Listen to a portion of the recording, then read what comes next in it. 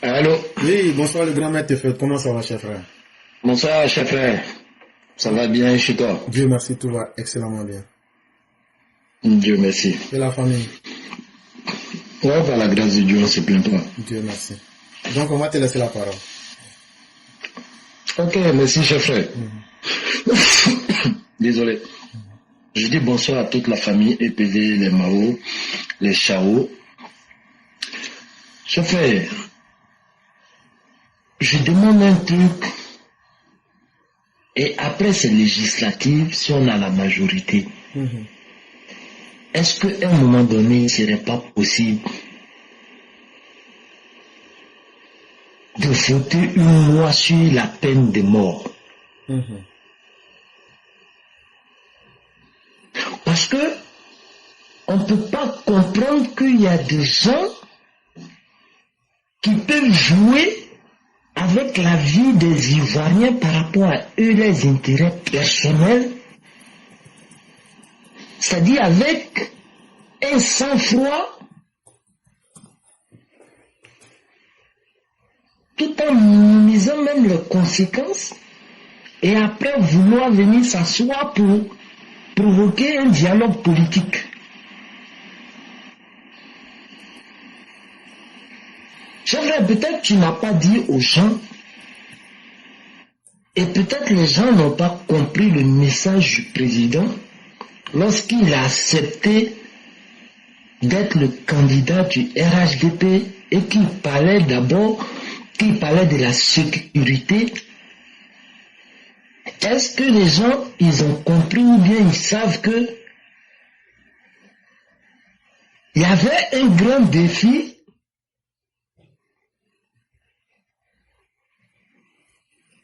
que le président devrait relever parlant dans le domaine sécuritaire. Parce que on a peut-être cru que c'était pendant les périodes de campagne que ces personnes-là avaient planifié tout ça, alors que c'était bien avant les campagnes. Est-ce que les gens ils sont conscients de ça? Et donc quand le président vient parler de la sécurité, là, ça ne se limitait pas seulement à notre frontière, mais en interne, ce défi sécuritaire, là, je vais ramener les gens sur les propos de Tidjane Thiam qui disait si lui, sa candidature n'était pas acceptée, la Côte d'Ivoire était en danger et même la sous-région. Il ne disait pas ça pour rien.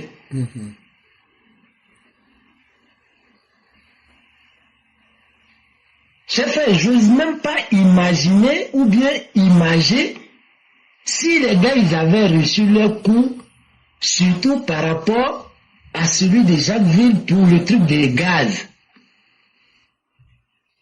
Le dégât, ça allait faire. Je ne parle même pas du dégât économique, hein, mais je parle des pertes en vies humaines. Et que des gens étaient prêts à faire ça juste parce qu'ils n'aiment pas quelqu'un au pouvoir, juste parce que tant que eux, ils n'ont pas gain de cause, alors aucun Ivoirien ne doit avoir la paix du cœur. Chers frères, je repose ma question pour mettre mon micro. Est-ce qu'à un moment donné, on ne doit pas voter une loi sur la peine de mort? Je m'arrête là, chers frères. Merci beaucoup, cher frère. Merci pour votre belle question. Et vraiment, regardez le niveau d'inconscience dans lequel certains individus, sous le couvert de la politique, commettent des atrocités contre les Ivoiriens. Tout esprit qui aime la vie devrait se poser la question, est-ce qu'une vie est importante au point de devenir celle-là qui doit décider de s'amuser avec les autres vies? Je crois qu'un pays dans lequel on donne à des citoyens la facilité de s'amuser avec les vies des autres, c'est un pays qui est en danger. Mais c'est justement ces questions-là que moi-même je suis à me poser.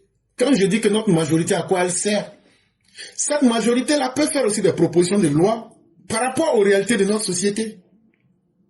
Même aujourd'hui, on est en train de parler 22 novembre 2025. Je ne sais plus c'est quel pays là.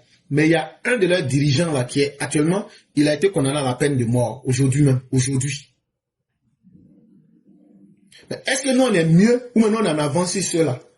Est-ce que nous on peut être mieux que les Américains? Mais les Américains, il y a la peine de mort ici.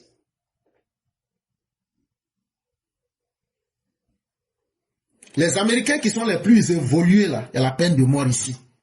Parce que des individus qui ne respectent pas la vie humaine, et même des psychopathes qui pensent que c'est en faisant du mal que eux justifient leur existence, ces personnes-là, il faut les faire disparaître parce qu'elles ne respectent aucunement l'humanité en chacun de nous. Mais est-ce que nos députés même sont formés à comprendre leur rôle? Est-ce qu'ils savent qu'ils ont la possibilité de faire bouger notre société à travers les lois? Faudrait-il encore que ces députés-là comprennent que quand on est dans une... Et quand l'histoire nous donne la chance, on doit laisser des traces pour que les générations à venir disent, il y avait une majorité ici, voilà, eux, ils ont pris le courage historique de faire quelque chose, ça nous a aidé ou même ça ne nous a pas aidé. Et c'est pourquoi chaque fois qu'on aborde la question du vote des députés, moi j'en suis à me dire, est-ce que nos députés comprennent pourquoi nous recherchons une majorité? Si c'est simplement pour aller valider les lois du gouvernement, ça devient une caisse de résonance. Mais essayez aussi de manifester votre intelligence derrière aussi toutes ces réalités-là. Vous êtes là aussi pour aider le peuple. Un député, ça ne peut pas construire de route. Un député, ça ne peut pas faire des dons en argent. Mais un député, ça prend des lois et ces lois-là agissent sur la vie des Ivoiriens. Et tant que ces lois sont bonnes, elles peuvent être utiles pour plusieurs générations. Donc, une bonne loi qui est prise est une loi qui est aussi bonne qu'une route, qu'une école, ou bien tout ce qui peut arranger vos vies. Tant que la loi répond aux besoins de votre société. Et aujourd'hui, avoir l'attitude de certaines personnes qui viennent même jusqu'à augmenter le nombre de morts parce qu'eux ont souhaité le pire, le déluge, ils n'ont pas pu l'obtenir, mais même dans leur subconscient, ils sortent pour le dire. On aurait voulu qu'il y ait plus de morts. En réalité, quand Laurent Gbagbo nous parle de 30 morts, là où il n'y en a que 11, c'est une manière de vous dire, je souhaitais qu'il y en ait plus, mais il n'y en a pas eu autant. Et dans la parole, on va appeler ça, je crois bien, le lapsus. Par exemple, j'ai envie de dire quelque chose, mais je dis une autre phrase ou un mot qui est différent. En psychanalyse, on étudie ça avec Freud. Mais le lapsus n'est pas simplement une simple erreur de langage. Ça cache quelque chose derrière. Derrière le lapsus, est-ce que ce n'est pas le subconscient qui arrive à prendre possession de manière incontrôlée du conscient, du moi, pour exprimer ce que le ça voulait cacher, mais ce qui était caché à l'intérieur du ça. Donc, c'est aussi une forme de vérité. Et on prend ça pour soigner aussi ceux qui sont victimes de maladies psychiatriques. Ce n'est pas l'effet visible qu'il faut soigner, mais c'est la cause interne qui est cachée là. Si les Ivoiriens, que ce soit nos législateurs, que ce soit nos juges, si on ne met pas des mesures fortes pour choquer les consciences, la Côte d'Ivoire ne s'en sortirait pas. Et les malfaiteurs vont toujours trouver des chemins pour essayer de maximiser leurs mauvaises actions en société. Et je suis totalement d'accord avec vous. En l'état où nous sommes aujourd'hui, pour freiner le mal dans lequel nous sommes, la peine de mort devrait être remise sur la table pour interpeller les hommes politiques, pour dire votre première responsabilité, vous devez être capable de sauver les vies, ou bien même là, si vous mettez les vies en danger, vous payez avec votre propre vie. Je suis très d'accord avec vous, chers frères. Et je m'arrête là.